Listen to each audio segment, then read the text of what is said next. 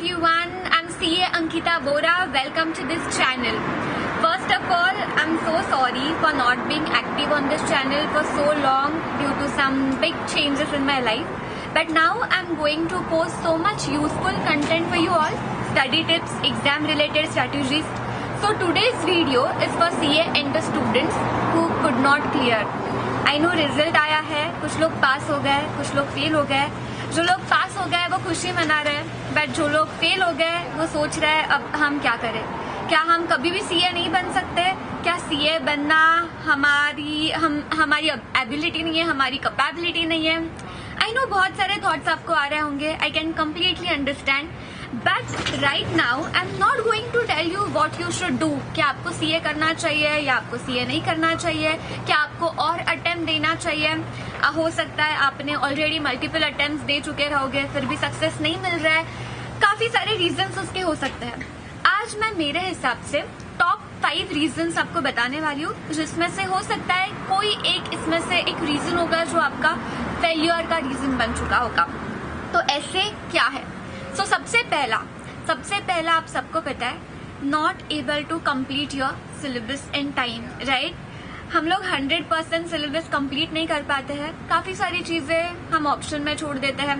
हो सकता है कभी हमने कोई क्लासेस अटेंड किए और उस दौरान कोई टॉपिक चल रहा था जो हमने मिस आउट कर दिया, और फिर सेल्फ स्टडी भी नहीं किया. तो एक तो प्रॉपर 100% सिलेबस कंप्लीट ना करना. 100% को बहुत लिटरली मत लो, क्योंकि मुझे पता है कि सीए स्टूडेंट्स कभी भी सब कुछ नहीं पढ़ पाते हैं. Come on, that's the reality, right? But at least 95% to 99% हमें हमेशा कोशिश करनी चाहिए कि हम लोग पूरा पढ़ के जाए. तो वो आपकी एक फर्स्ट गलती हो सकती है. Second, revision. यस, रिविजन नहीं किया, पहले सब पढ़ा था बट एग्जाम में कुछ याद नहीं आया. क्या आपके साथ ये होता है? मैम पढ़ के सब कुछ गए थे बट पता नहीं एग्जाम में याद क्यों नहीं आया? क्योंकि आपने रिवाइज नहीं किया. ऑब्वियसली अगर 2 महीने पहले आपने कुछ पढ़ा था और आप अभी भी उम्मीद करते हो कि याद आ जाएगा, तो वो तो नहीं आएगा. तो सेकेंड सबसे बड़ी जो गलती सब लोग करते हैं वो गलती होती है रिविजन की, कि रिवाइज अच्छे से नहीं किया, क्यूमुलेटिव रिविजन नहीं किया.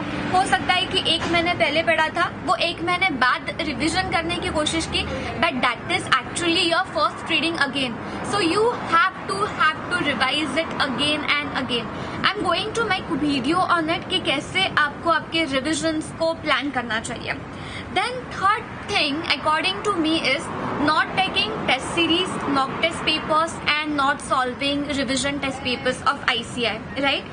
बहुत बार सब लोगों ने इसका एक इम्पोर्टेंस बताया होता है, how much it is important to solve your RTPs, mock test papers and test series, but we still don't take it seriously. And then बाद में जब एग्जाम आ जाता है तो एग्जाम ही हम लोग टेस्ट सीरीज बना लेते हैं. सो प्लीज, मे बी आपने ये किया होगा, मे बी आपने टेस्ट सीरीज नहीं दिए होंगे, मॉक टेस्ट पेपर्स नहीं सॉल्व किए होंगे, रिविजन टेस्ट पेपर्स नहीं सॉल्व किए होंगे. तो ये एक रीजन हो सकता है. देन द नेक्स्ट रीजन जो काफी इंपॉर्टेंट है, जो मैं खुद भी करती थी, दैट कैन बी जब हम एग्जाम से आ गए तब पेपर्स के बारे में डिस्कस करना. यस, पेपर्स के बारे में डिस्कस करना, फ्रेंड्स को कॉल करके पूछना, यार तेरा क्या आंसर आया?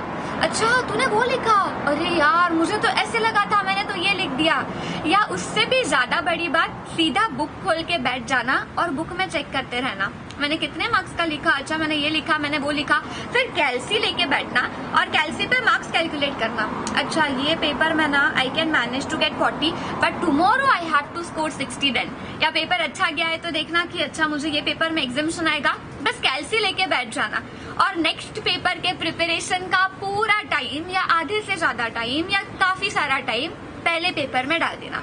ये सबसे बड़ी गलती स्टूडेंट्स करते हैं. तो मैं हमेशा एडवाइस करती हूँ कि प्लीज प्लीज प्लीज पेपर होने के बाद उसको डिस्कस मत करो, उस पेपर को वापस देखो भी मत.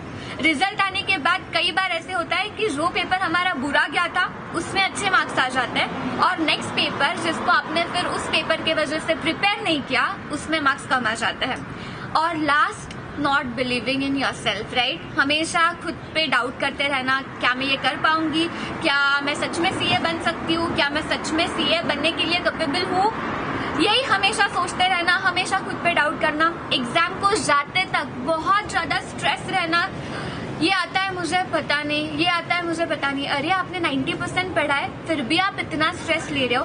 90% पढ़ा है तो आराम से आप अच्छे मार्क्स ला सकते हो, बट हमेशा उस स्ट्रेस में रहना और उसी स्ट्रेस में पेपर्स लिखना, पेपर्स लिखते वक्त भी सोचना ये मुझे आएगा, वो मुझे आएगा या नहीं, और फिर छोटी छोटी सी सिली मिस्टेक्स करना। घर पे आने के बाद पता चलेगा अच्छा ये मुझे तो आता था। एग्जाम हॉल से बाहर आने के बाद पता चलता है यार ये तो मुझे पता था, अभी बाद में याद करके वो क्या मतलब, है ना।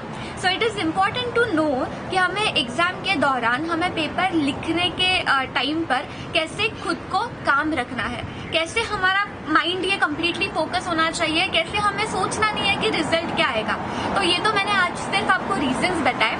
अभी आपको क्या करना है, यू हैव टू एनालाइज कि इन 5 चीजों में से कहाँ पे हम लोग एक्चुअली बैठते हैं, कौन सी चीज में एक्चुअली मेरी कमी रह गई।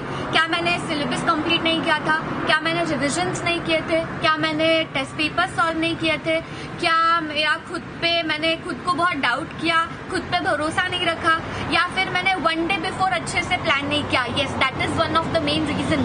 1 डे बिफोर प्लान नहीं किया, पहले सब पढ़ाई कर ली, बट 1 डे बिफोर जब बुक खोली तब सोचते बैठ गए मैं आज क्या पढूं। ऐसा नहीं होता है। और 1 डे बिफोर अगर आप प्रॉपरली प्लान नहीं करते हो, पूरी पढ़ाई नहीं करते हो, तो आपकी सारी पढ़ाई एक तरफ और एक दिन पहले की आपकी पढ़ाई एक तरफ।